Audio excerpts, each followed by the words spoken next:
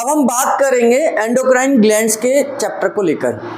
Endocrine glands यानी कि वे glands जो अपने केमिकल, अपने हार्मोन्स को, खासतौर से हार्मोन्स को ब्लड में छोड़ती हैं और ब्लड उन हार्मोन्स को पूरी बॉडी में लेकर सर्कुलेट हो सकता है और उनका जहाँ जहाँ काम होगा वहाँ वहाँ उनको रिलीज कर दिया जाएगा। आपके सामने ये एंडोक्राइन सिस्टम का लगा हुआ है डायग्राम।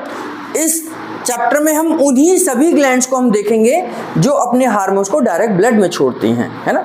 तो देखिए एक डायग्राम आपके सामने बना हुआ है जिसमें ये सबसे पहले पीनियल ग्लैंड है, दूसरे नंबर पे हाइपोथैलेमस है और तीसरे नंबर पे पिट्यूटरी ग्लैंड है। अब पिट्यूटरी ग्लैंड के भी 3 हिस्से हम पढ़ेंगे यहाँ पर, एंटीरियर पिट्यूटरी, पोस्टीरियर पिट्यूटरी और इंटरमीडिएट पिट्यूटरी, है ना। यानी कि सबसे अभी इनका मैं बताता हूँ आपको। फिर है हमारी थायराइड ग्लैंड, और थायराइड ग्लैंड के अंदर ही यानी कि पीछे की तरफ चार क्या होती हैं, पैराथायराइड ग्लैंड्स होती हैं। एक थायराइड ग्लैंड है और उसके पीछे 4 छोटी पैराथायराइड ग्लैंड्स हैं, इनसे भी हार्मोन रिलीज होता है। हम इसमें थाइमस को भी पढ़ते हैं, जबकि हालांकि थाइमस कोई हार्मोन नहीं बनाता, लेकिन अपने सेल को जो वो प्रोड्यूस करता है थाइमस, उसको वह लिम्फेटिक सिस्टम में डाल देता है और जैसे पूरी बॉडी में सर्कुलेशन है वैसे ही लिम्फ सर्कुलेशन भी आपकी बॉडी में होता है। पूरी बॉडी में 3 चीजें फैली हुई हैं, पूरी बॉडी में 3 चीजें फैली हुई हैं। पहला ब्लड सर्कुलेशन, दूसरा आपका नर्वस सिस्टम, पूरी बॉडी में नर्वस सिस्टम फैला हुआ है, आपके नाखून तक आपका नर्वस सिस्टम कंट्रोल करता है ना।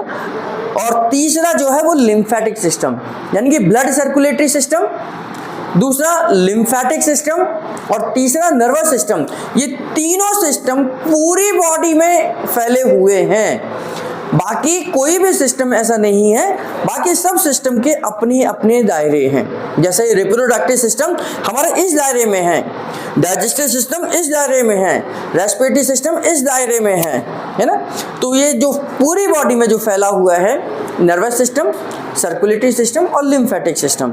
तो लिम्फेटिक सिस्टम का ही एक हिस्सा है थाइमस, है ना। लिम्फेटिक सिस्टम का ही एक हिस्सा है थाइमस, और इससे निकलने वाली जो भी सेल हैं जो इम्यूनिटी पर काम करती हैं, वो पूरी बॉडी की इम्यूनिटी को निर्धारित करती हैं। आपके पैर में इन्फेक्शन हो जाए, आपके सिर में इन्फेक्शन हो जाए, आपके हाथों में इन्फेक्शन हो जाए, आपकी बॉडी में कहीं भी इन्फेक्शन हो जाएगा तो थाइमस अपना काम करना शुरू कर देगी। तो इसलिए हम इस थाइमस को भी इस चैप्टर में पढ़ते हैं। इसके बाद में ये छोटी छोटी 2 किडनियां हैं। एक किडनी के ऊपर ताजनुमा 2 ग्लैंड्स हैं जिनको हम एड्रिनल ग्लैंड्स कहते हैं। एड्रिनल ग्लैंड जिसको न्यूरोथेरेपी में एडीआर से स्टिमुलेट करते हैं, है ना। एड्रिनल ग्लैंड को एडीआर से स्टिमुलेट करते हैं। एड्रिनल ग्लैंड के 2 हिस्से हैं, एक ऊपरी हिस्सा, एक अंदरूनी हिस्सा। यानी कि एक ऊपरी हिस्सा हो गया, एक अंदरूनी हिस्सा हो गया। ऊपर वाले हिस्से को हम एडीआर से स्टिमुलेट करते हैं और अंदरूनी हिस्से को मेडुला से स्टिमुलेट करते हैं, है ना। तो ये 2 हिस्से हैं और दोनों के बारे में हम इस चैप्टर में पढ़ेंगे, क्योंकि ये भी हार्मोन्स को रिलीज करते हैं, है ना। इसके बाद में यहाँ पर पैंक्रियाज लिखा हुआ है। पैंक्रियाज आइसलेट्स ऑफ लंगर है इस पैंक्रियाज, यानी कि पैंक्रियाज का वो हिस्सा जो एंडोक्राइन ग्लैंड्स के लिए काम करता है, एंडोक्राइन पार्ट पे काम करता है, हम यहाँ पर उसको भी पढ़ेंगे। उसके बाद में फीमेल के अंदर दोनों ओवरीज और मेल के अंदर दोनों टेस्टिस भी हमारे एंडोक्राइन ग्लैंड्स का हिस्सा है। ये भी हमारी पूरी बॉडी के लिए काम करते हैं, है ना। तो इन सभी ग्लैंड्स को हम यहाँ पढ़ेंगे, ये कैसे इंटरकनेक्टेड है या नहीं है, इन सबको हम देखेंगे। तो ये वे ग्लैंड्स हैं जो अपने हार्मोन्स को ब्लड में छोड़ेंगी और ब्लड उन हार्मोन्स को पूरी बॉडी में लेकर जाएगा और वह जहाँ उनकी आवश्यकता होगी वहाँ पर काम करेगा, है ना। तो सबसे पहले हम देखेंगे यहाँ पर, मैंने यहाँ आपको बताया पीनियल ग्लैंड, है ना। पीनियल ग्लैंड को हम न्यूरोथेरेपी में किससे स्टिमुलेट करते हैं? हाफ कुंडली से स्टिमुलेट करते हैं। हाफ कुंडली 40 सेकेंड। इसके बाद हमारी दूसरी ग्लैंड्स मैंने आपको बताई हाइपोथैलेमस, हाइपोथैलेमस, जिसको हम 6 मेडुला से स्टिमुलेट करते हैं। तीसरे नंबर पर मैंने आपको बताया पिट्यूटरी ग्लैंड। पिट्यूटरी ग्लैंड को हम, इसके 3 हिस्से हैं, अगर हम तीनों हिस्सों की बात करें तो ये एंटीरियर पिट्यूटरी है, इसको हम 4 थायराइड पी से स्टिमुलेट करते हैं। इंटरमीडिएट पिट्यूटरी को हम स्टिमुलेट नहीं करते हैं क्योंकि वो कलर डिसीजन पे काम करती है ना, तो वो नेचुरल है, तो हम इंटरमीडिएट पे काम नहीं करते हैं क्योंकि ये नेचुरल है। और तीसरा यानी कि नेचुरल कलर पर डिसाइड करती है, तो हम नेचुरल चीज़ों को छेड़छाड़ नहीं करते।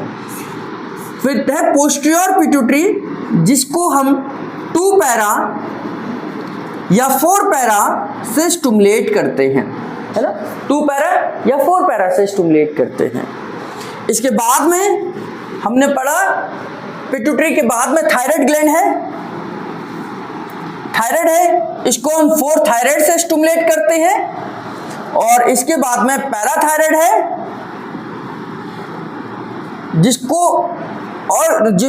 इसको भी हम 4 थायराइड से ही स्टिमुलेट करते हैं, 4 थायराइड और 4 पैरा, क्योंकि कैल्शियम के लिए काम करता है ना, तो 4 थायराइड और 4 पैरा। और छठे नंबर पर इसके बाद में आया थाइमस। थाइमस ग्लैंड को हम थाइमस से ही स्टिमुलेट करते हैं, हमारा पॉइंट भी थाइमस है। इसके बाद एड्रिनल ग्लैंड, एड्रिनल ग्लैंड को हम एडीआर से और स्वेट से स्टिमुलेट करते हैं, दोनों 2 हिस्से हैं, दोनों को अलग अलग करते हैं। इसके बाद हमारा पैंक्रियास का हिस्सा आता है, इसको भी हम पेन पॉइंट से स्टिमुलेट करते हैं। अगर हमें इंसुलिन के लिए करना है तो 10 पेन देते हैं, ग्लूकागॉन के लिए करना है तो 4 पेन देते हैं, सोमेटोस्टेटिन के लिए करना है तो 2 पेन देते हैं। तो इस तरीके से अलग अलग हार्मोन के लिए अलग अलग पैंक्रियास को हम स्टिमुलेट करते हैं। और उसके बाद हमारा जो आता है ओवरीज का हिस्सा, यानी कि फीमेल के अंदर ओवरीज, तो उसको हम राइट ओवरी और लेफ्ट ओवरी से स्टिमुलेट करते हैं। और 10वें नंबर पर हमारा टेस्टिस है, जिसको हम राइट टेस्टिस भी बोल सकते हैं और लेफ्ट टेस्टिस भी बोल सकते हैं। तो इसमें और कोई पॉइंट रह गया, यानी कि हमने पूरे एंडोक्राइन सिस्टम पर कंट्रोल रखते हैं, यानी कि कोई भी ग्लैंड आपकी ज़्यादा काम कर रही है, कोई भी ग्लैंड कम काम कर रही है, या कोई भी ग्लैंड में कुछ किसी भी प्रकार की दिक्कत आ रही है, मैंने आपको यहाँ पर प्रूफ करके दिखाया कि हम हर ग्लैंड को स्टिमुलेट कर सकते हैं। यानी कि एंडोक्राइन सिस्टम पर न्यूरोथेरेपी का पूरा कंट्रोल है। यानी कि एंडोक्राइन यानी कि हार्मोनल सिस्टम से रिलेटेड कोई भी समस्या न्यूरोथेरेपी में के लिए आती है ठीक होने के लिए, तो न्यूरोथेरेपी उसको ठीक कर सकती है। क्योंकि हमारे पास डॉक्टर लाजपत राय मेहरा जी ने हर ग्लैंड को स्टिमुलेट करने के लिए कोई ना कोई एक पर्टिकुलर पॉइंट बनाया है, कोई ना कोई पर्टिकुलर पॉइंट बनाया है कि हम इस ग्लैंड को इस पॉइंट से स्टिमुलेट कर सकते हैं। तो न्यूरोथेरेपी हार्मोनल लेवल पर आने वाली बीमारियों के लिए इसलिए भी कामयाब है क्योंकि हमारे पास हर ग्लैंड को स्टिमुलेट करने का पॉइंट है। दूसरा इसलिए भी कामयाब है कि जितने भी हार्मोन होंगे, ये जितने भी हार्मोन इनसे रिलीज होंगे, उनका बेस प्रोडक्ट यानी कि बेस क्या है, उनका आधार क्या है, वो किन चीज़ों से बनेंगे, ये भी न्यूरोथेरेपी जानती है। हम इस चैप्टर में ये सब पढ़ने वाले हैं कि हार्मोन्स कितने टाइप के होते हैं, हार्मोन किन किन चीज़ों से मिलकर बनते हैं, और कौन सा हार्मोन कहाँ से रिलीज होगा, अगर कम होगा तो उसका क्या बॉडी पर प्रभाव होगा, और अगर ज़्यादा होगा तो उसका बॉडी पर क्या प्रभाव होगा, तो और उनको न्यूरोथेरेपी कैसे ठीक करेगी, इन सब चीज़ों को हम डिटेल से इस चैप्टर में देखने वाले हैं। यानी कि ऑल टोटल मिलाकर न्यूरोथेरेपी एंडोक्राइन ग्लैंड्स को स्टिमुलेट कर सकती है और हार्मोनल लेवल पर आने वाली बीमारियों का समाधान कर सकती है। तो अब हम धीरे धीरे देखेंगे, उससे पहले हमें कुछ चीज़ों को समझने की आवश्यकता है कि हमारी बॉडी में 2 तरीके के सिस्टम हमारी बॉडी को चलाते हैं। हमारी बॉडी को 2 तरीके के सिस्टम चलाते हैं, एक नर्वस सिस्टम है, एक हार्मोनल सिस्टम है। जैसे अगर मुझे तुरंत कोई काम करना है, तुरंत कोई रिजल्ट लेना है, मैंने गिलास उठाना है, पानी पीना है तो तुरंत करना है। ऐसा नहीं ना कि मैं अभी पानी के बारे में सोचूंगा, फिर आधे घंटे बाद गिलास उठाऊंगा, फिर 1 घंटे बाद पानी पीऊंगा, तो ये स्लो हो गया, इतने में तुम्हें काम तमाम हो जाएगा, है ना। तो हमने क्या है कि जो एक्शन तुरंत करने हैं, तुरंत होने चाहिए, तुरंत उस पर रिप्लाई होनी चाहिए, ये सब एक्शन हमारे नर्वस सिस्टम के द्वारा किए जाते हैं, है ना। मुझे भूख लग रही है तो मुझे खाना खाना है, मुझे वॉशरूम जाना है, मुझे जो भी काम करना है तुरंत करना है। इस तुरंत वाले एक्शन पर कौन सा सिस्टम काम करता है?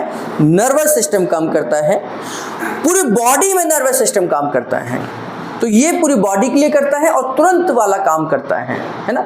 दूसरा, कुछ काम ऐसे होते हैं जो धीरे धीरे होते हैं, स्लो होते हैं, पूरी बॉडी में होते हैं। जैसे मेरी हाइट बढ़नी, अब मेरी जो हाइट है वो एक दिन में तो इतनी नहीं हो गई होगी, और मुझे पता भी नहीं चला होगा कि मेरी हाइट इतनी लंबी कब हो गई, है ना। तो ये धीरे धीरे हुआ, स्लो प्रोसेस है।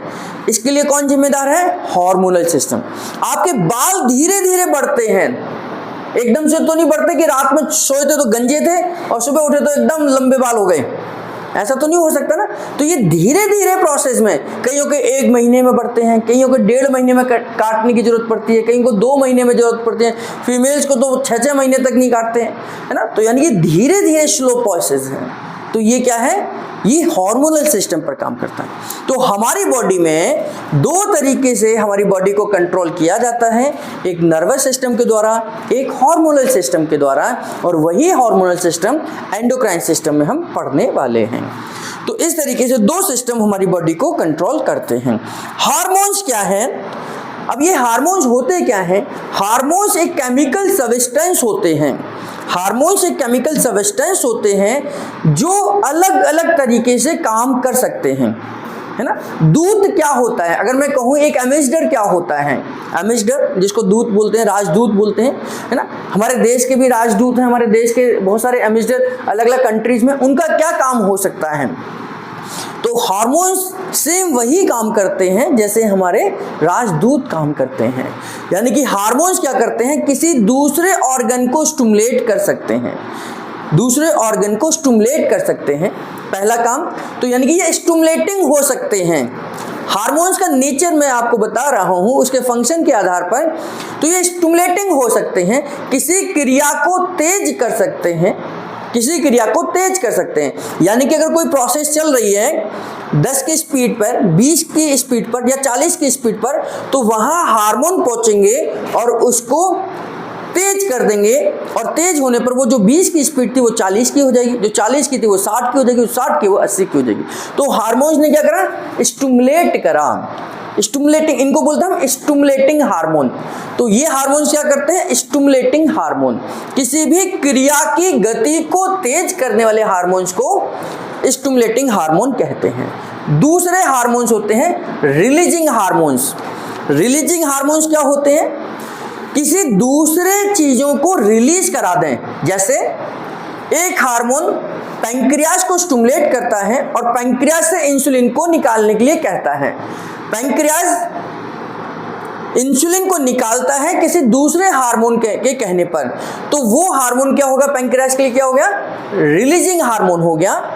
रिलीजिंग हार्मोन का मतलब है कि कोई हार्मोन निकला, किसी ऑर्गन के पास गया और उससे वो किसी तीसरी चीज को निकलवा दे, उसको क्या बोलेंगे? Releasing hormone. तो हार्मोन हमारे रिलीजिंग हार्मोन्स की तरह भी काम करते हैं। तीसरे टाइप होता है इनहिबिटिंग हार्मोन। इनहिबिटिंग का मतलब क्या हो गया? किसी भी क्रिया को रोकने वाला हार्मोन। यानी कि कोई प्रोसेस हो रही है, कोई प्रोसेस हो रही है और वहां पर कोई हार्मोन पहुंच जाता है और उस हार्मोन की वजह से कोई क्रिया रुक जाती है, तो वो उस हार्मोन का क्या नेचर हो गया? इनहिबिटिंग हार्मोन, यानी कि किसी भी क्रिया को रोकने वाला हार्मोन। अब तीनों के उदाहरण देता हूं मैं आपको। पहला स्टिमुलेटिंग हार्मोन।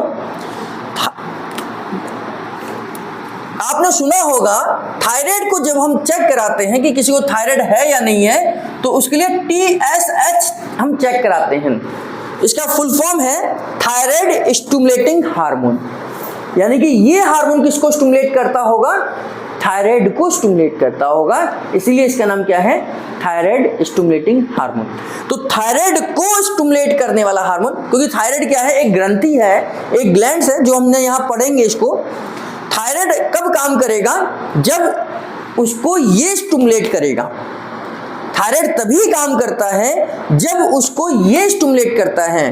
थायराइड तभी काम करेगा जब इसके पास कौन जाएगा, थायराइड स्टिमुलेटिंग हार्मोन जाएगा, नहीं तो थायराइड ग्लैंड काम नहीं करेगी।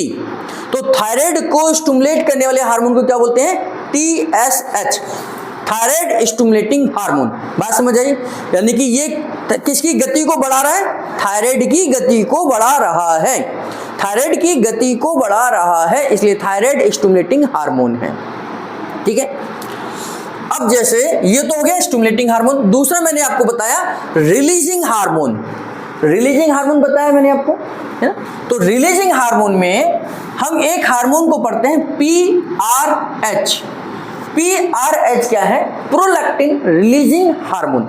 प्रोलैक्टिन रिलीजिंग हार्मोन कहाँ जाता है, पिट्यूटरी ग्लैंड के पास जाता है, और पिट्यूटरी से कहता है कि मेमोरी, यानी कि किसी फीमेल के अंदर मिल्क नहीं बन रहा है, मिल्क नहीं बन रहा है, और उसके बच्चे को मिल्क की आवश्यकता है, तो मिल्क बनना चाहिए।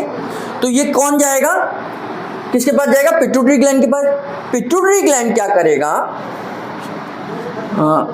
इसके हाइपोथैलेमस के पिट्यूटरी ग्लैंड के पास जाएगा, और पिट्यूटरी अपने से क्या निकालेगा, PSH निकालेगा। यानी कि PRH prolactin releasing hormone pituitary gland के पास जाएगा, और पिट्यूटरी क्या निकाल देगा, प्रोलैक्टिन स्टिमुलेटिंग हार्मोन। ये किसको स्टिमुलेट करेगा, अल्टीमेटली ये ब्रेस्ट को स्टिमुलेट करेगा। ब्रेस्ट क्या, यानी कि जहां पर मिल्क बनना चाहिए उसको स्टिमुलेट कौन करेगा, प्रोलैक्टिन स्टिमुलेटिंग हार्मोन। और इसको कौन रिलीज कराएगा, PRH। इसको इसलिए इसके लिए ये क्या हो गया, प्रोलैक्टिन रिलीजिंग हो गया ना, कि इसके कहने पर ही ये रिलीज होगा। ये कब बनेगा, इसके कहने पर बनेगा। ये कब बनेगा, इसके कहने पर बनेगा। तो इसको रिलीज तो किसने कराया, इसने कराया ना। तो इस हार्मोन को क्या नाम है, प्रोलैक्टिन रिलीजिंग हार्मोन, और इसको क्या नाम है, प्रोलैक्टिन स्टिमुलेटिंग हार्मोन। ये किसको स्टिमुलेट करेगा, तो ब्रेस्ट को स्टिमुलेट करेगा। ब्रेस्ट के अंदर मिल्क बनना है तो वही तो बनेगा, अब कहीं और थोड़ी बन सकता है मिल्क, ब्रेस्ट के अंदर ही मिल्क बन सकता है। तो ब्रेस्ट को स्टिमुलेट करने वाले हार्मोन को क्या बोलेंगे, प्रोलैक्टिन स्टिमुलेटिंग हार्मोन। तो ये रिलीजिंग हार्मोन समझ आया। किसी दूसरे हार्मोन को रिलीज कराने वाले हार्मोन को क्या बोलते हैं, रिलीजिंग हार्मोन। तो एक टाइप ये हो गया जो ग्लैंड्स को डायरेक्ट स्टिमुलेट कर रहा है, थायराइड को स्टिमुलेट करने वाला TSH हो गया। अब इस हार्मोन को रिलीज कराने वाला हार्मोन प्रोलैक्टिन रिलीजिंग हार्मोन हो गया। दो हार्मोन समझ आ गए। तीसरा था इनहिबिटिंग हार्मोन, जो किसी क्रिया को रोकने वाला हार्मोन है, किसी क्रिया को रोकने वाला हार्मोन है ना। अब मान लीजिए कोई पेशेंट आता है जिसको कैंसर है या सिस्ट है, सिस्ट, कैंसर, ट्यूमर, फाइब्रोसिस, ये क्या है, धीरे धीरे बढ़ रहे होते हैं, है ना। मेरे सिस्ट मतलब किसी को, कोई फीमेल अपनी अल्ट्रासाउंड की रिपोर्ट लेकर आती है, कहते हैं मुझे फाइब्रॉइड्स हैं या सिस्ट हो चुके हैं, या कोई मेल या फीमेल कहते हैं कि ट्यूमर है, कैंसर है। तो ये ऐसी बीमारियां जो धीरे धीरे बढ़ रही हैं, धीरे धीरे बढ़ रही हैं। तो हमें अब क्या करना है, इनको रोकना है। रोकने को क्या बोलते हैं, इनहिबिट करना है, यानी कि रोकने वाला हार्मोन। अब इन प्रोसेस को रोकने वाले हार्मोन को हम क्या बोलेंगे, इनहिबिटिंग हार्मोन। तो इनको कौन रोकता है, सोमैटोस्टैटिन। पैंक्रियास से एक हार्मोन निकलता है जिसका नाम सोमैटोस्टैटिन है। सोमैटोस्टैटिन हार्मोन इन सब को रोकने का काम करता है। तो somatostatin is a inhibiting hormone for cancer, tumour, cyst, fibroids. इन सब को रोकने वाले हार्मोन का नाम क्या है, सोमैटोस्टैटिन। तो सोमैटोस्टैटिन क्या हो गया, यहाँ पर इनहिबिटिंग हार्मोन हो गया है, इनहिबिटिंग हार्मोन हो गया है ना। जैसे प्रोलैक्टिन को, अब प्रोलैक्टिन क्या है, मैंने अभी आपको बताया प्रोलैक्टिन मिल्क बनाने का काम करता है फीमेल के अंदर, है ना। अब ये कोई फीमेल गर्भवती है या बच्चा हो गया है, उस समय मिल्क बने तो अच्छी बात है ना, बनना ही चाहिए उस समय, क्योंकि बच्चे को मिल्क चाहिए। लेकिन अनमैरिड गर्ल के अंदर अगर ये मिल्क बनना शुरू हो जाए तो ये प्रॉब्लम है, हार्मोन इनबैलेंस है। तो इस समय पर प्रोलैक्टिन जरूरत से ज़्यादा काम कर रहा है, जो नहीं करना चाहिए था। अब इसको रोकना चाहिए, हमें रोकना ही पड़ेगा, नहीं तो हार्मोन इनबैलेंस हो जाएंगे। तो प्रोलैक्टिन को रोकने वाले हार्मोन को हम कहते हैं डोपामाइन, है ना। तो प्रोलैक्टिन को रोकने वाले हार्मोन का क्या नाम है? डोपामाइन। तो डोपामाइन क्या है? इनहिबिटिंग हार्मोन है, किसके लिए? प्रोलैक्टिन के लिए। तो dopamine is the inhibiting hormone for dopamine. तो इस तरीके से हार्मोन तो हार्मोन है, लेकिन उनके काम अलग अलग हैं, अलग अलग, कि वो कभी स्टिमुलेट कर सकते हैं किसी चीज को, वो रोक भी सकते हैं, और वो किसी तीसरी चीज को रिलीज भी करा सकते हैं। तो हार्मोन का नेचर हो गया कि हार्मोन रोकने वाले भी हो सकते हैं, उनको हम क्या बोलेंगे? Inhibiting hormone. हार्मोन किसी चीज को रिलीज करा सकते हैं कहीं से, जैसे इसको किसने रिलीज कराया? इसने कराया था, तो ये क्या हो गया? रिलीजिंग हार्मोन हो गया इसके लिए। और ये क्या कर रहा है? इसको स्टिमुलेट कर रहा है, तो ये क्या हो गया इसके लिए? स्टिमुलेटिंग हार्मोन हो गया। तो हार्मोन 3 अलग अलग तरीके से काम करते हैं। हम पढ़ेंगे कि कौन से हार्मोन स्टिमुलेटिंग होते हैं, कौन से रिलीजिंग होते हैं, कौन से इनहिबिटिंग हार्मोन होते हैं। तो इस तरीके से 3 तरीके के हार्मोन्स हमारे शरीर में बनते हैं। कुछ चीज़ों को रोकते हैं, कुछ चीज़ों को बढ़ाते हैं, कुछ चीज़ों को वहाँ पर निष्क्रिय कर देते हैं, किसी दूसरे को रिलीज कराते हैं। ये समझ आया, है ना। तो हम कौन सा चैप्टर पढ़ रहे हैं? एंडोक्राइन सिस्टम पढ़ रहे हैं। एंडोक्राइन सिस्टम यानी कि वह सिस्टम जिसमें हार्मोन डायरेक्ट ब्लड में छोड़े जाते हैं। और ऐसे ही इसका दूसरा एक और भाग है एक्सोक्राइन सिस्टम। एक्सोक्राइन सिस्टम क्या होता है? एक्सोक्राइन सिस्टम वह होता है जब ये जो हार्मोन्स हैं या केमिकल है या एंजाइम है, वो किसी पाइप में छोड़े जाते हैं। वो किसी पाइप में छोड़े जाते हैं, वो खुले में नहीं छोड़े जाते, वो पाइप में छोड़े जाते हैं। और वो पाइप जहां जाकर खुलता है वहां पर वो उनका काम हो जाता है। जैसे हम डाइजेस्टिव सिस्टम को पढ़कर आ रहे हैं, हमने पढ़ा कि गॉल ब्लैडर से बाइल निकलता है और कॉमन बाइल डक्ट के थ्रू कहां पहुंचता है? ड्यूडेनम में पहुंचता है। हम पढ़कर आ रहे हैं कि पैंक्रियाज से अमाइलेज, लाइपेज और ट्रिप्सिन निकलता है, जो पैंक्रियाटिक डक्ट के द्वारा कहां पहुंचता है? ड्यूडेनम में पहुंचता है। तो ये डक्ट है, यानी कि पाइप है, ये इधर उधर कहीं नहीं जा सकते, ये पाइप में जाते हैं और पाइप जहां खुलता है वहां पहुंच जाते हैं। तो इन वाले ग्लैंड्स को क्या कहते हैं? एक्सोक्राइन। हमारी पूरी बॉडी में केवल एकमात्र ऐसी ग्लैंड है जो दोनों सिस्टम में काम करती है, वो है पैंक्रियाज, है ना। अभी मैंने पैंक्रियाज का यहाँ भी उदाहरण दिया आपको, और मैंने आपको उदाहरण दिया कि अमाइलेज, लाइपेज और ट्रिप्सिन जो पैंक्रियाज बनाता है, सोडियम बाइकार्बोनेट, ये एक्सोक्राइन फंक्शन है। और इंसुलिन, सोमेटोस्टेटिन और ग्लूकागॉन, ये जो हार्मोन बनते हैं, ये एंडोक्राइन पैंक्रियाज के फंक्शन है। तो पैंक्रियाज एकमात्र ऐसी ग्लैंड है जो दोनों तरीके से हमारी बॉडी में काम करती है, इसलिए हमने इसको पैंक्रियाज को यहाँ पर लिया है ना। तो इस तरीके से एक्सोक्राइन और एंडोक्राइन फंक्शन समझ आया। अब इन हार्मोन्स के वर्किंग कैपेसिटी के हिसाब से इनके दायरे में डिवाइड करा जाता है, इनके दायरे में भी डिवाइड किया जाता है। जैसे लोकल हार्मोन और जनरल हार्मोन्स। लोकल हार्मोन्स क्या होते हैं? आपने सुना होगा, आप जिस भी शहर या जिस भी सिटी में रहते हैं, कि ये लोकल बस है ना। लोकल बस का मतलब कि आपके शहर के अंदर ही घूमती रहती है। यहाँ से बैठेंगे विवेक विहार से बैठेंगे लक्ष्मी नगर उतर गए, लक्ष्मी नगर से बैठेंगे हम पहाड़गंज चले गए, पहाड़गंज से उतरे हम यहाँ पर आ गए। तो ये लोकल एरिया है, तो इसको हम क्या बोलते हैं? लोकल बस बोलते हैं, है ना। और जनरल बस यानी कि एक बस ऐसी होती है, तो आप बस अड्डे से बैठेंगे, देहरादून चले गए, ऋषिकेश चले गए, जम्मू कश्मीर चले गए, कन्याकुमारी चले गए, यानी कि ये बहुत लंबे डिस्टेंस की बस होती हैं। इनको हम क्या बोलते हैं? इंटर स्टेट बस बोलते हैं, यानी कि अंतरराज्यीय बस बोलते हैं, है ना। तो ये जनरल है, पूरे देश भर में घूम रही है, और कुछ हमारे केवल दिल्ली में घूमती है। तो इसी प्रकार से 2 तरीके के हार्मोन्स होते हैं। एक हार्मोन जो बना और पास के एरिया में ही उसका काम हो गया, वो पूरी बॉडी में नहीं घूमा, लेकिन ब्लड के थ्रू गया और पास के एरिया में ही उसने काम कर दिया। और एक हार्मोन ऐसा होता है जो पूरी बॉडी में सर्कुलेट करता है। दोनों का उदाहरण, जैसे हमने डाइजेस्टिव सिस्टम में पढ़ा था, सिक्रेटिन और सीसी के 2 हार्मोन्स बनते हैं। जब खाना पेट से यानी कि पाइलोरिक स्फिंक्टर को क्रॉस कर पाइलोरिक स्फिंक्टर को क्रॉस करके ड्यूडेनम में पहुंचता है, तो ड्यूडेनम में आए हुए खाने का स्वागत दो हार्मोन्स करते हैं, जिसमें आपका सिक्रेटिन और सीसीके, ये हार्मोन्स है। मैंने क्या बोला, हार्मोन स्वागत करते हैं। इनका काम केवल पैंक्रियाज को, गॉल ब्लैडर को, लिवर को स्टिमुलेट करना है ना। हमने इन दोनों का काम देखा था कि सिक्रेटिन हो चाहे सीसीके हो, ये दोनों का काम क्या है, पैंक्रियाज, गॉल ब्लैडर और ये। अब देखिए मेरा पेट यहाँ पर है, ड्यूडेनम यहाँ मान लीजिए, इतने एरिया में मान लीजिए, तो यहाँ से हार्मोन बना, ये लिवर हो गया, ये पैंक्रियाज हो गया, ये गॉल ब्लैडर हो गया, तो इतने एरिया में तो काम कर रहे हैं। तो ये हार्मोन्स क्या है, लोकल हार्मोन है। लोकल का मतलब ऐसा नहीं कि गारंटी वारंटी नहीं है इनकी, हम कह देते हैं लोकल चीज है। लोकल चीज का मतलब वो लोकल नहीं है, लोकल का मतलब ये एक स्थायी है, एक दायरे में रहकर काम करते हैं, है ना। तो इनको लोकल हार्मोन्स बोलते हैं। जर्नल हार्मोन्स जो बनते हैं और पूरी बॉडी में सर्कुलेट हो जाते हैं, पूरी बॉडी में सर्कुलेट होते हैं। जैसे ग्रोथ हार्मोन, ग्रोथ हार्मोन जब बनेगा तो पूरी बॉडी की ही ग्रोथ करेगा।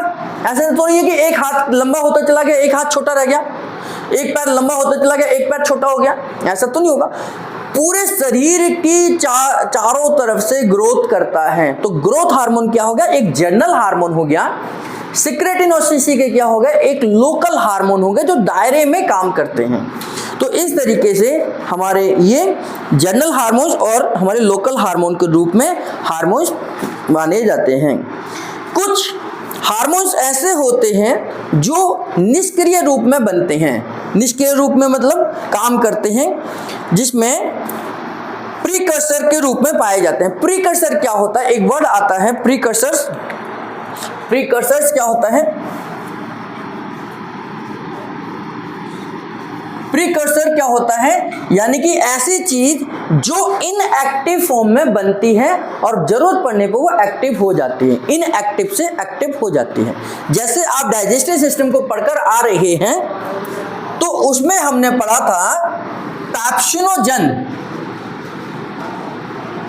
पैप्सिनोजन इस क्या है, ये इनएक्टिव फॉर्म है।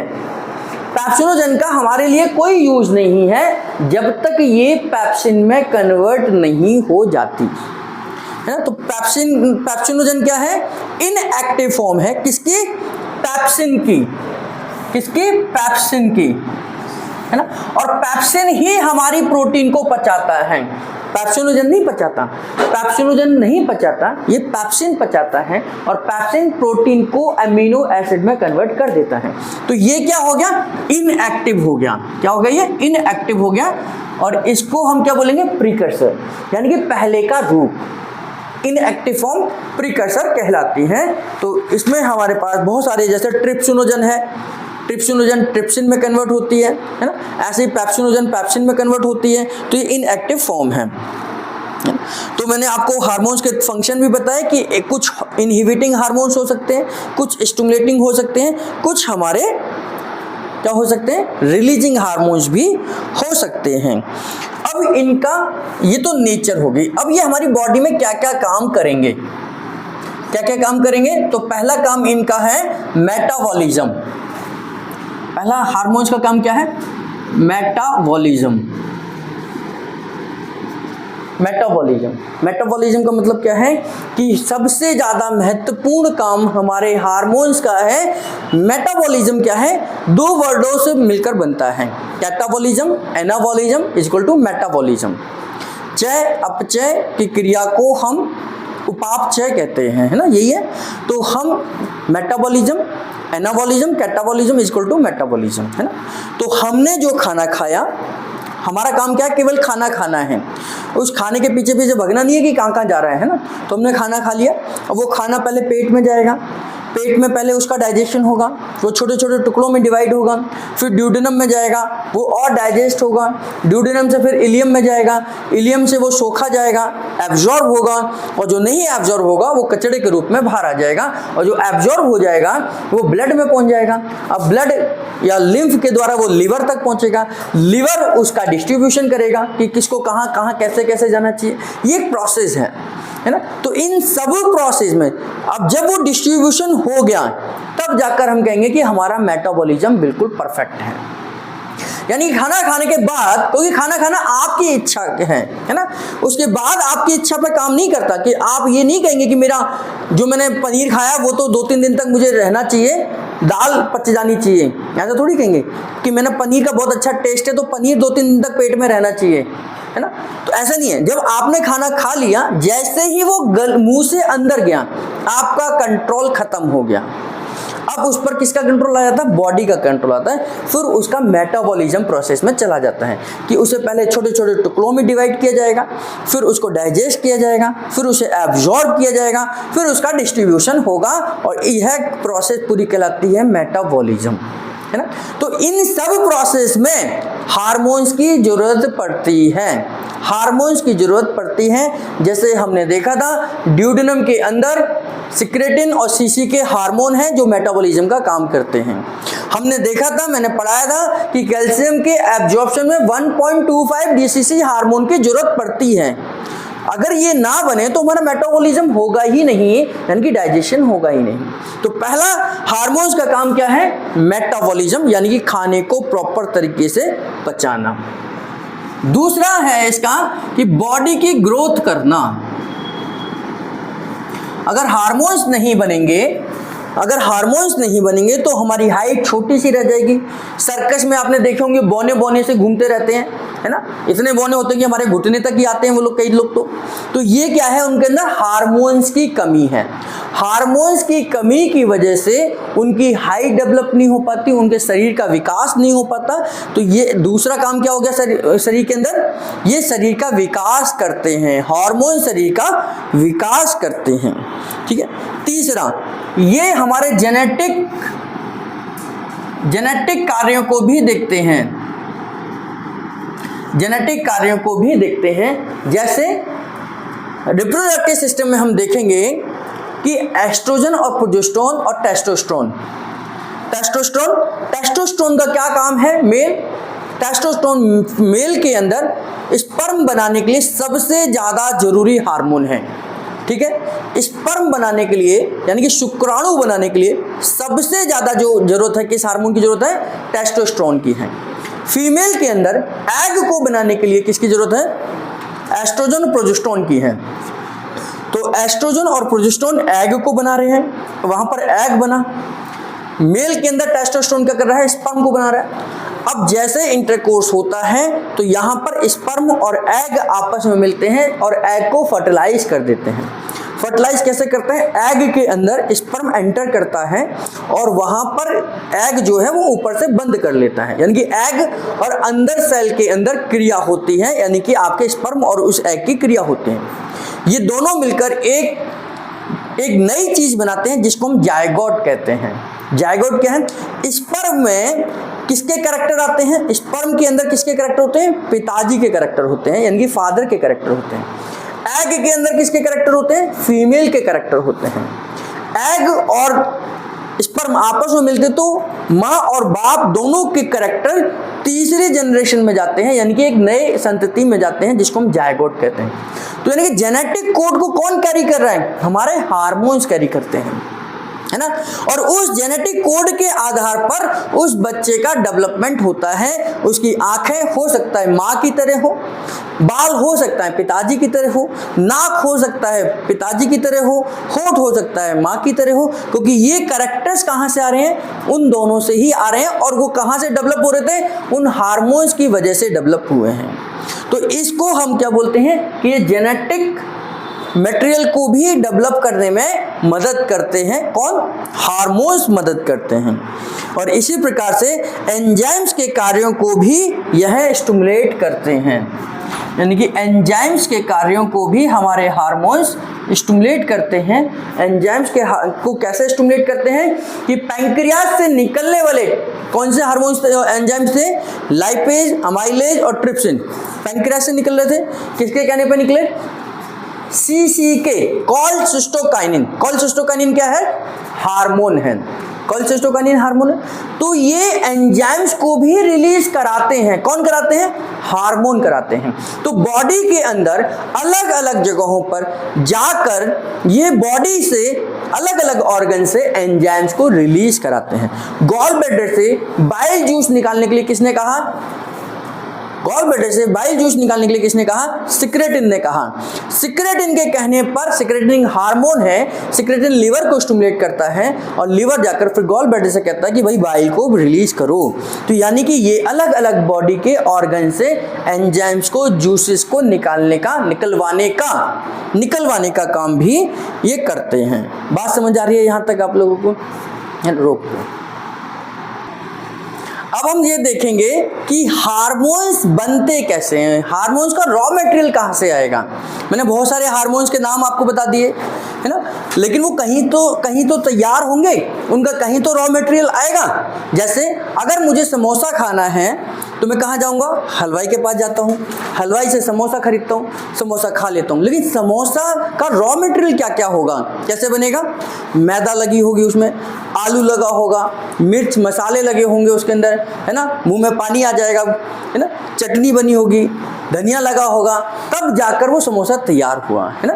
तो यानी कि हार्मोन्स जो हैं आज जो काम कर रहे हैं, चाहे वो ग्रोथ हार्मोन हो, एड्रिनल ग्लैंड के हार्मोन हो, पैंक्रियास के हार्मोन हो, इंसुलिन हो, ये सब हार्मोन्स हैं जो काम कर रहे हैं। लेकिन ये बने तो कहीं तो होंगे, तैयार तो कहीं होंगे। तो हार्मोन्स के जो बेस है, यानी कि जो इसका वेस्ट प्रोडक्ट है, यानी कि जो इसका पीछे के प्रोडक्ट हैं, किन चीज़ों से तैयार होते हैं, रॉ मटेरियल जिसको कहते हैं, वो 3 तरीके के हो सकते हैं। 3 तरीके के रॉ मटेरियल से हमारे हार्मोन्स तैयार होते हैं। 3 तरीके के रॉ मटेरियल से हमारे हार्मोन्स तैयार होते हैं, जिसमें पहला है कोलेस्ट्रॉल।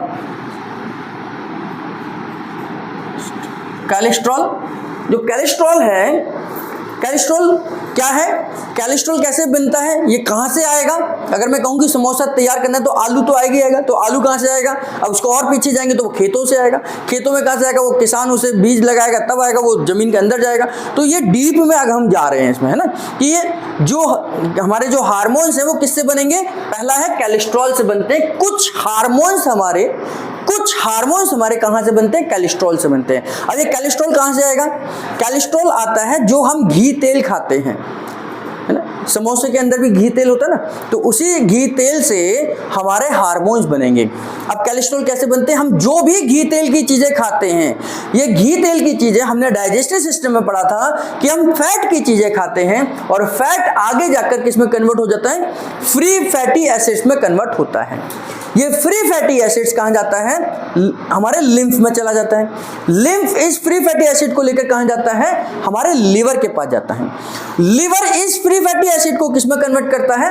कोलेस्ट्रॉल में कन्वर्ट करता है ना। लीवर क्या करता है? फ्री फैटी एसिड को किस में कन्वर्ट करेगा? किसमें? कोलेस्ट्रॉल में कन्वर्ट करेगा। अब कोलेस्ट्रॉल भी 2 तरीके के हो सकता है, एक अच्छा कोलेस्ट्रॉल, एक बैड कोलेस्ट्रॉल। 2 तरीके का होगा, एलडीएल और एक एचडीएल, है ना। High density of lipoprotein, low density of lipoprotein. लो नाम से पता चल रहा है लो कैटेगरी का है, तो लो कैटेगरी का मतलब जो है कोलेस्ट्रॉल वो बेकार वाला है, वो बेकार वाला कैटेगरी का कोलेस्ट्रॉल है। एचडीएल हाई डेंसिटी यानी कि अच्छी क्वालिटी का, हाई लेवल का है, तो ये क्या है? अच्छा कोलेस्ट्रॉल है ना। अगर, और ये किस पर डिपेंड करता है कि आप कैसा घी तेल खा रहे हैं।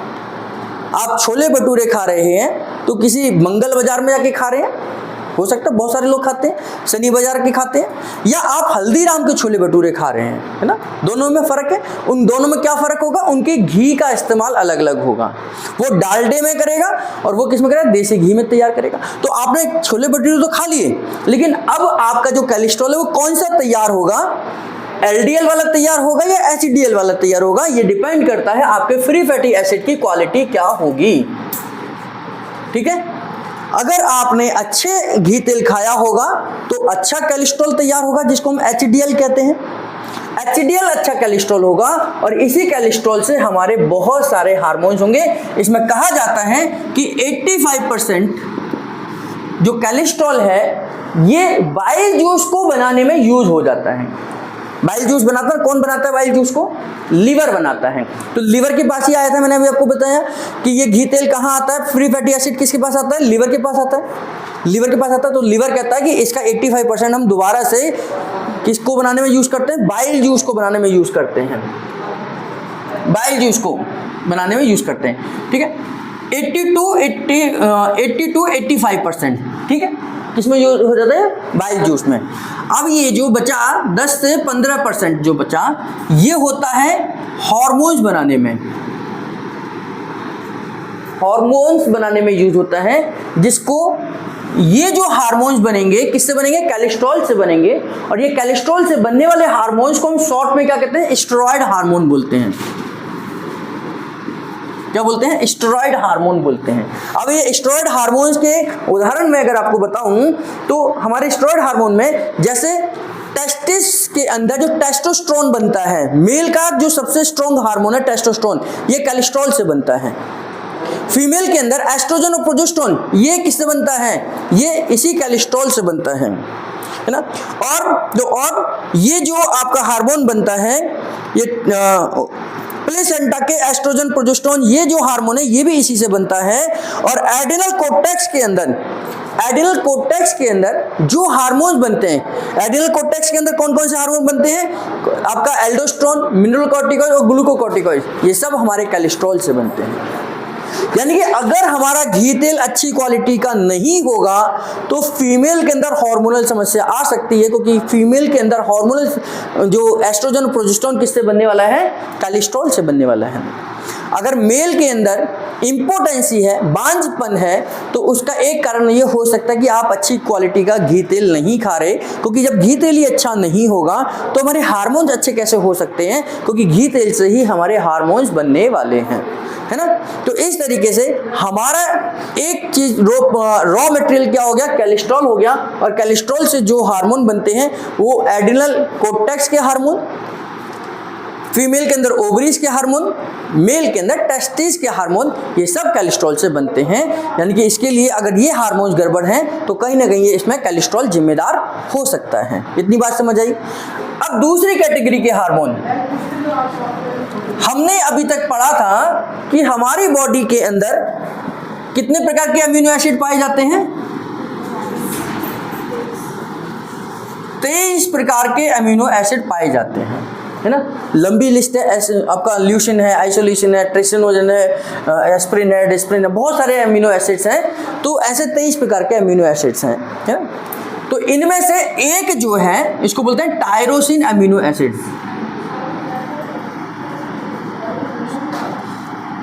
टायरोसिन अमीनो एसिड ये एक अलग क्वालिटी का अमीनो एसिड है ना। नेता तो बहुत सारे हैं ना इस देश में, प्रधानमंत्री एक अलग है ना, प्रधानमंत्री एक ही नेता है ना। 2 प्रधानमंत्री हो सकते हैं एक देश में? नहीं हो सकते, है ना। तो ऐसे ही ये जो है इनका मुखिया कौन है? Tyrosine amino acid. ये अलग ही काम करता है, बाकी ये जो है ये ग्रुप में काम करते हैं। मिनिस्ट्री तो बहुत सारी होती है ना, मिनिस्ट्री तो सारे एक साथ ही काम करते हैं, लेकिन प्रधानमंत्री तो एक अकेला ही होता है ना। तो ये जो मिनिस्ट्री है, यानी कि ये बहुत सारे जो हार्मोन्स है, इस हार्मोन को इसमें से निकाल देंगे तो कितने बचेंगे? 21-22 बचेंगे। ये 21-22 ग्रुप में काम करते हैं और ये अकेला काम करता है। ये 21-22 अलग काम करते हैं, ये अकेला काम करता है। तो ये जो अकेला है, ये अकेला ही एक प्रकार के हार्मोन्स को बनाता है। ये अकेले ही एक ग्लैंड के लिए हार्मोन बनाते हैं, जिसको हम कहते हैं, जो थायराइड के T3 T4 हार्मोन इसी से बनते हैं। थायराइड ग्लैंड का जो बेसिक केमिकल है, बेसिक हार्मोन है, वो उसको कौन सा चाहिए? टायरोसिन अमीनो एसिड चाहिए, तभी थायराइड आपका ठीक से काम करेगा। तो ये किसके लिए काम कर रहा है? थायराइड ग्लैंड से बनने वाले हार्मोन्स किससे बनते हैं? टायरोसिन अमीनो एसिड से बनते हैं, है ना। एड्रिनल मेडुला, एड्रिनल कोर्टेक्स के हार्मोन कहाँ से बनते हैं? हमारे कोलेस्ट्रॉल से बनते हैं। एड्रिनल मेडुला जो अंदरूनी भाग, मैंने आपको बताया था यहाँ पर एड्रिनल ग्लैंड का अंदरूनी भाग से, जिसको हम बोलते हैं एड्रिनल मेडुला, मेडुला वाला भाग जो अंदरूनी भाग है, वहां से इपिनेफ्रिन और नॉर इपिनेफ्रिन हार्मोन निकलते हैं। इपिनेफ्रिन और नॉर इपिनेफ्रिन हार्मोन बनते हैं, जो किससे बनते हैं? हमारे टायरोसिन अमीनो एसिड से बनते हैं। तो एड्रिनल ग्लैंड के एड्रिनल मेडुला से इपिनेफ्रिन और नॉर इपिनेफ्रिन, जिसको एड्रेनालिन और नॉर एड्रेनालिन भी बोलते हैं, ये दोनों हार्मोन किससे बनते हैं? हमारे टायरोसिन एमिनो एसिड से बनते हैं, है ना। अगर ये टायरोसिन एमिनो एसिड ठीक से नहीं बनेगा तो फिर हमारा थायराइड भी गड़बड़ हो जाएगा और हमारे एड्रिनल मेडुला से बनने वाले हार्मोन्स भी गड़बड़ हो जाएंगे। तो दूसरी कैटेगरी हो गई कि हमारे जो पहला रॉ मटेरियल क्या था हमारा कोलेस्ट्रॉल, दूसरा रॉ मटेरियल हो गया हमारा टायरोसिन एमिनो एसिड। ये कहाँ से बनता है? दूध के जितने भी प्रोडक्ट हैं, दूध और दूध के जितने भी प्रोडक्ट हैं उनसे हमें टायरोसिन एमिनो एसिड मिलता है। दूध और दूध के जितने भी प्रोडक्ट हैं, पनीर है, दही है, दूध है, छाछ है, इन सब से हमें टायरोसिन एमिनो एसिड मिलता है ना। तो दूध के प्रोडक्ट हमें जरूर खाने चाहिए। मैं दूध के लिए मना जरूर कर सकता हूँ, लेकिन दूध के प्रोडक्ट हमें खाने चाहिए। हमें दही खाना चाहिए, हमें छाछ पीनी चाहिए, हमें पनीर भी खाना चाहिए, है ना। तो टायरोसिन एमिनो एसिड यहाँ से मिलेगा। तो दो रॉ मटेरियल हो गए। तीसरा रॉ मटेरियल हमने यहाँ पर कितने एमिनो एसिड छोड़ दिए? 21-22 एमिनो एसिड छोड़ दिए। तो ये कुछ ग्रुप मिलकर ग्रुप में काम करते हैं और इनको बोलते हैं पेप्टाइड हार्मोन। इसको क्या बोलते हैं? Peptide hormone. ये पेप्टाइड हार्मोन किसको बनाते हैं? जैसे हमारा पैंक्रियाज से निकलने वाला इंसुलिन इसी पेप्टाइड से बनता है। पैंक्रियाज इंसुलिन बनाता है, तो पैंक्रियाज से निकलने वाला इंसुलिन कहाँ से बनेगा? ये एमिनो एसिड से बनता है। यानी कि हमारी दाल का पचना जरूरी है। हम जो भी प्रोटीन खा रहे हैं, जिस भी तरीके की प्रोटीन खा रहे हैं, वो कहीं ना कहीं हमारे इंसुलिन को बनाने में मदद करेगी। उसी प्रकार से हमारी एंटीरियर पिट्यूटरी से निकलने वाले हार्मोन्स, एंटीरियर पिट्यूटरी से निकलने वाले हार्मोन्स हमारे इसी से बनते हैं, पेप्टाइड से बनते हैं। पोस्टीरियर पिट्यूटरी से निकलने वाले हार्मोन्स इसी से बनते हैं। तो पोस्टीरियर पिट्यूटरी से कौन से हार्मोन निकलते हैं? एडीएच और ऑक्सीटोसिन, है ना। पोस्टीरियर पिट्यूटरी से हमारे कौन से हार्मोन निकलते हैं? एडीएच और ऑक्सीटोसिन, हम पढ़ेंगे इसमें। और एंटीरियर पिट्यूटरी से कितने हार्मोन बनते हैं? बहुत सारे हार्मोन बनते हैं, 6 प्रकार के हार्मोन बनते हैं। ये सब हमारे किससे बनते हैं? इन्हीं 21-22 एमिनो एसिड्स के ग्रुप से बनते हैं। तो इस प्रकार से हमारी पूरी बॉडी में जो हार्मोन्स बन रहे हैं, या तो वो कोलेस्ट्रॉल से बन रहे होंगे, या वो पॉलीपेप्टाइड यानी कि पेप्टाइड से, यानी कि बहुत सारे अमीनो एसिड से मिलकर बन रहे होंगे, या फिर एक ही प्रकार का अमीनो एसिड जिसको हम टायरोसिन अमीनो एसिड कहते हैं, इससे बन रहे होंगे। तो इस प्रकार से 3 अलग अलग रॉ मटेरियल होते हैं हार्मोन्स को बनाने के लिए, है ना। न्यूरोथेरेपी में इन हार्मोन्स को हम बनाने के लिए मदद कर सकते हैं। हम कोलेस्ट्रॉल को डाइजेस्ट कराने के लिए ट्रीटमेंट दे सकते हैं। हम अमीनो एसिड के डाइजेशन पे काम कर सकते हैं। हम टायरोसिन अमीनो एसिड के डाइजेशन पे काम कर सकते हैं। यानी कि अगर आपको किसी भी प्रकार के हार्मोन्स की गड़बड़ी हो रही है, तो न्यूरोथेरेपी आपके पेट के डाइजेस्टिव सिस्टम को ठीक कर आपको हार्मोन्स की वजह से आने वाली बीमारियों का कारण को ठीक कर सकते हैं। अब हम देखते हैं कि हार्मोन्स हमारे बॉडी के अंदर किस सिस्टम में काम करते हैं। किस सिस्टम का मतलब कब कब काम करेंगे। हमारे हार्मोन्स के काम करने के सिस्टम को हम कहते हैं फीडबैक सिस्टम।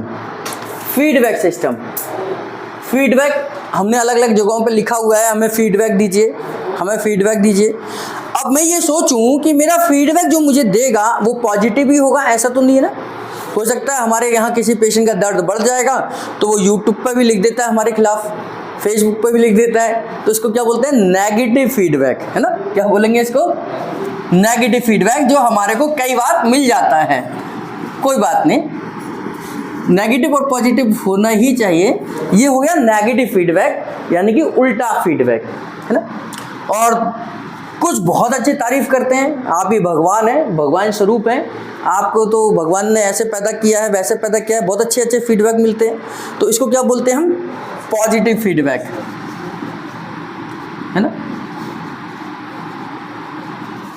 इसको क्या बोलते हैं? Positive feedback. इसको बोलते हैं नेगेटिव फीडबैक, है ना। तो ये दोनों मिलाकर क्या कहलाते हैं? दोनों मिलाकर कहलाते हैं फीडबैक।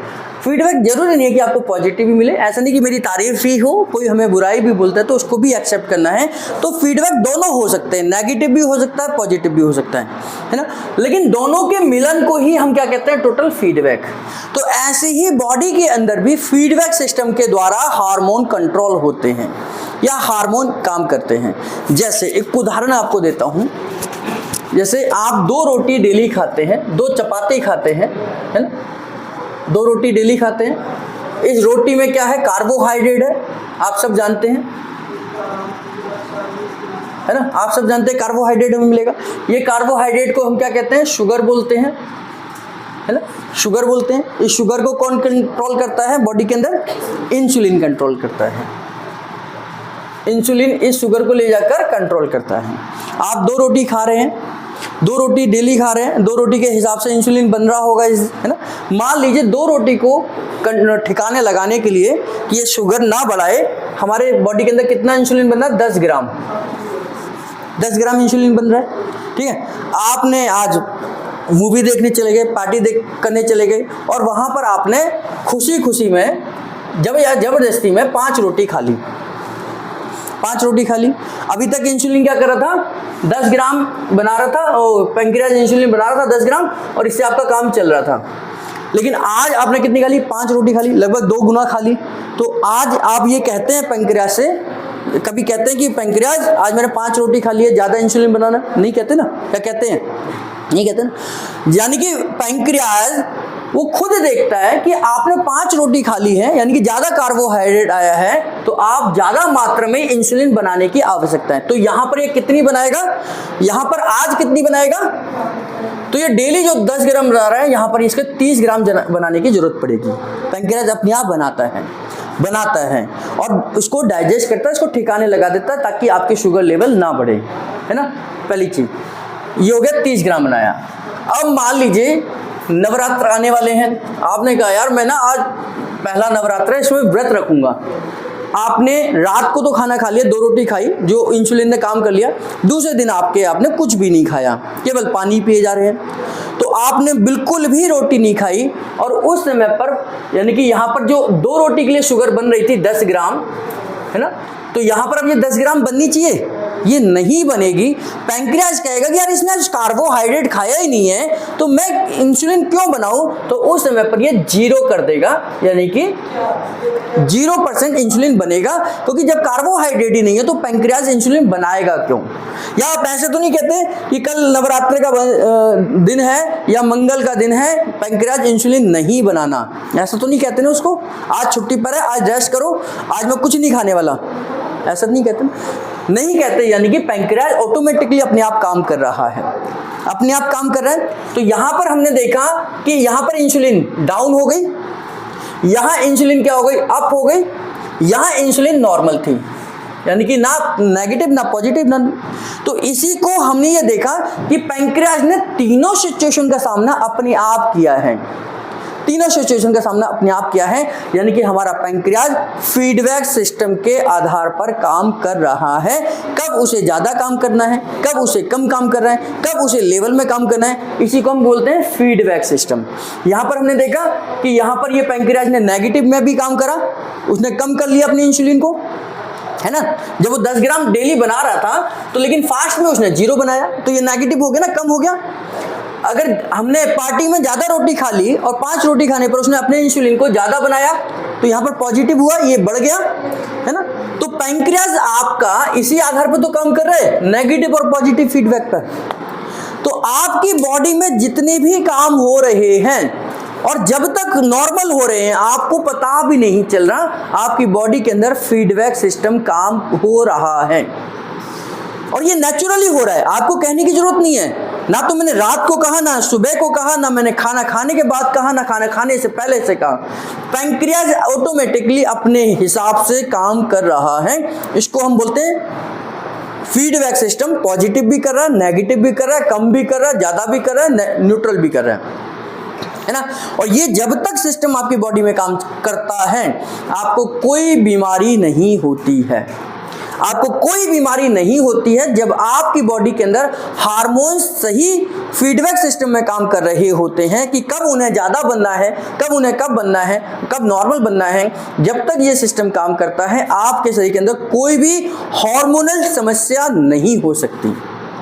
अब दूसरी कैटेगरी में लिखते हैं कि अब आपको समस्या हो गई, तो कब कब हुई होगी कि आपने डेली खा रहे थे 2 रोटी और आपकी इंसुलिन बन रही थी 10 ग्राम, तब तक तो काम चल रहा था। एक दिन आप वही मूड में आए और खाना खा लिया आपने, 5-7 रोटी खा ली, और यहाँ पर आपके पैंक्रियाज को ज़्यादा इंसुलिन बनानी चाहिए थी, लेकिन उसने नहीं बनाई। और नहीं बनाई का मतलब क्या हो गया कि ये 5-7 रोटी की वजह से आपकी शुगर पहुंच गई 200 शुगर पहुंच गई। अब ये 200 शुगर जैसे ही आपने सुबह उठे, आपने मशीन लगाई, चेक करी कि आज मैं चलो सुबह सुबह उठ के अपनी शुगर को चेक करता हूं, और शुगर निकली 200-250 के करीब में निकली। इसका मतलब आज आप डायबिटिक पेशेंट बन गए, यानी कि आप शुगर पेशेंट की लिस्ट में आ गए। क्यों? क्योंकि आपके पैंक्रियाज ने काम नहीं करा जो उसे करना चाहिए था। तो आपकी शुगर पहुंच गई 200-250 और आप शुगर पेशेंट में पहुंच गए, यानी कि आपकी शुगर बढ़ चुकी है।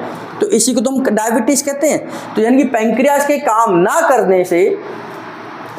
करने से आपको डायबिटीज हो गई, है ना। अभी तक तो कर रहा था ना, लेकिन अब नहीं कर रहा था, वो बीमारी हो गई। तो ये बीमारी भी हमारे पैंक्रियाज के ना काम करने की वजह से है। और मान लीजिए आपने खाई थी यहाँ पर आपने फास्ट रख लिया 0 रोटी, और पैंक्रियाज ने अल्टीमेटली वही बनाया जो बना रहा था वो, या ज़्यादा ही बना दी, 20 ग्राम और बना दी, और फास्ट में आपके वैसे बना दी।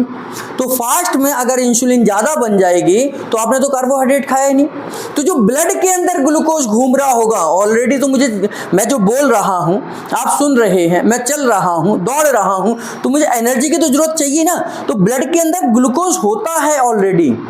उसी ग्लूकोज ने पैंक्रियाज को, इंसुलिन ने क्या करा, उसी ग्लूकोज को पकड़कर सेल के अंदर जमा कर दिया। जो मुझे चाहिए था वो भी पकड़कर उसने जमा कर दिया। तो उससे क्या होगा कि मेरा शुगर लेवल डाउन चला जाएगा। शुगर लेवल डाउन जाएगा तो यानी कि शुगर लेवल डाउन जाएगा, इसे बोलते हैं हम हाइपोग्लाइसीमिया। हाइपोग्लाइसीमिया का मतलब कि आपके शुगर लेवल जरूरत से भी कम हो गया। और उस समय अगर आप चेक करते हैं तो नॉर्मल मेरा जो फास्टिंग है वो 100 से 90 होना चाहिए, 90 से 100 होना चाहिए, और ये पहुंच गई मेरी 60 से 70। तो उस समय तुरंत डॉक्टर आपको कहेगा मीठा खिलाओ उसको, चॉकलेट खिलाओ, कॉफी पिलाओ, नहीं तो ये कोमा में जा सकता है। तो पैंक्रियाज अपना गड़बड़ जब काम करेगा तो आपको बीमारी आएगी ही आएगी। ये मैं उदाहरण दे रहा हूं केवल पैंक्रियाज का, ये उदाहरण हो सकता है अन्य दूसरे हार्मोन्स का। ग्रोथ हार्मोन जरूरत से ज्यादा काम करेगा तो आप कैसे हो जाएंगे, खली जैसे हो जाएंगे, हमारे हाथ पैर ऐसे हो जाएंगे, बड़े बड़े से हो जाएंगे। और ग्रोथ हार्मोन जरूरत से कम काम करेगा तो हम कैसे हो जाएंगे, राजपाल यादव जी की तरह छोटे से बौने से नजर आएंगे, ऐसे ही होगा ना। तो बौने से भी हो सकते हैं, खली भी हो सकते हैं। नॉर्मल तो 5 फीट 6 इंच नॉर्मल हाइट है, तो इतनी तो नॉर्मल है, यानी कि मेरा ग्रोथ हार्मोन ने ठीक काम किया होगा।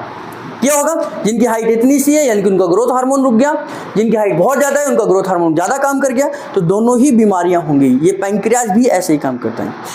जब तक आपको कोई बीमारी नहीं है यानी कि आपका ये सिस्टम ठीक काम कर रहा है। जब आपके बॉडी के अंदर बीमारी आ गई तो यानी कि या तो ये हो गया या ये हो गया, दोनों में से गड़बड़ कुछ भी हो गया। तो हमारी बॉडी के अंदर नेगेटिव और पॉजिटिव फीडबैक मैकेनिज्म काम करते हैं, और इसी के आधार पर हमारी बॉडी पॉजिटिव और नेगेटिव फीडबैक मैकेनिज्म पर काम करती है। अब इसको ये तो मैंने एक उदाहरण से बताया, इसको साइंटिफिक तरीके से बताएं तो फीडबैक मैकेनिज्म क्या है। फीडबैक मैकेनिज्म ये है कि हर ग्लैंड्स किसी न किसी उसको ऑर्गन को कंट्रोल करती है। हार्मोन्स किसको कंट्रोल करते हैं, ग्लैंड को कंट्रोल करते हैं। TSH थायराइड स्टिमुलेटिंग हार्मोन किसको कंट्रोल करता है, थायराइड को कंट्रोल करता है, थायराइड को कंट्रोल करता है। तो थायराइड का बॉस कौन है, TSH थायराइड स्टिमुलेटिंग हार्मोन, ये थायराइड का बॉस है। तो जब कोई भी ग्रंथि अपने कार्य को अपने अनुसार कम और ज्यादा कर सकती है, कि जब कोई भी ग्रंथि अपने कार्य को कम और ज्यादा कर सकती है तो इसको हम बोलते हैं feedback mechanism. Negative feedback mechanism क्या है, जब हम किसी ऑर्गन को उकसाएं और उस उकसाने पर उसके कार्य के परिणाम स्वरूप उसमें कमी आ जाए, उसको बोलते हैं नेगेटिव फीडबैक मैकेनिज्म। और अगर हम किसी भी ऑर्गन को, ग्लैंड्स को उकसाते हैं और उसके हमारे उकसाने पर उसके कार्य में बढ़ोतरी हो जाए तो उसको क्या बोलते हैं, पॉजिटिव फीडबैक मैकेनिज्म। बात समझ आई? इसको समझ लीजिए, हर ग्लैंड या ग्रंथि को अपने कार्य या केमिकल को कम या ज़्यादा करने का मतलब वो संस्थान होता है, सिस्टम होता है, उसको हम फीडबैक मैकेनिज्म कहते हैं। जब हम किसी भी अंग को उकसाएं और उसके उकसाने पर उस कार्य में तेजी आ जाए तो ये पॉजिटिव है, और किसी ऑर्गन के उकसाने पर उसमें कमी आ जाए किसी क्रिया में तो उसको नेगेटिव फीडबैक मैकेनिज्म कहते हैं। जैसे मैंने आपको इंसुलिन का बताया कि पैंक्रियाज अगर इंसुलिन ज़्यादा बनाएगी तो ग्लूकोज लेवल डाउन जाएगा, और हमने ज़्यादा ग्लूकोज खा लिया तो हम चाहते भी तो यही है कि डाउन हो। अगर मैंने 4 रोटी 10 रोटी खा ली है तो मैं यही तो चाहूँगा कि मेरा ग्लूकोज लेवल ना बढ़े, तो ग्लूकोज लेवल डाउन हो। तो मैंने पैंक्रियाज को स्टिमुलेट करा, क्या करा, 10 पेन दिया, और 10 पेन देने से मेरा शुगर लेवल कम हो गया, तो उसको क्या बोलेंगे, नेगेटिव फीडबैक मैकेनिज्म। नेगेटिव हो गया ना, कम, शुगर डाउन होगी ना, डाउन हो गई। और यहीं पर अगर मैं ग्लूकोज है यानी कि मैंने पैंक्रियाज को स्टिमुलेट करा और वहां पर मैंने पैंक्रियाज को स्टिमुलेट करा 4 पेन देकर, तो 4 पेन क्या करता है, ग्लूकोज को बढ़ाता है। 4 पेन ग्लूकोज को बढ़ाता है। मैंने 4 पेन दिया, ग्लूकागॉन हार्मोन बना, उस हार्मोन ने क्या करा कि जो एक्स्ट्रा ग्लूकोज जमा हुआ था सेल के पास सबको रिलीज कर दिया, निकाल दिया, ब्लड के अंदर डाल दिया, मेरा शुगर लेवल क्या हुआ, बढ़ गया। मैं भी तो यही चाह रहा था कि मेरे को जब वीकनेस हुई, मुझे कमजोरी हुई, तो मैंने 4 पेन दिया और मैं चाहता हूं कि मेरा ग्लूकोज लेवल बढ़े, तो ग्लूकागॉन बनाया, पैंक्रियाज ने ग्लूकागॉन बनाया, वो सेल के पास गया, सेल से ग्लूकोज निकाला और मेरा ग्लूकोज लेवल बढ़ गया। तो ये क्या हुआ, पॉजिटिव फीडबैक मैकेनिज्म। बात समझ आई?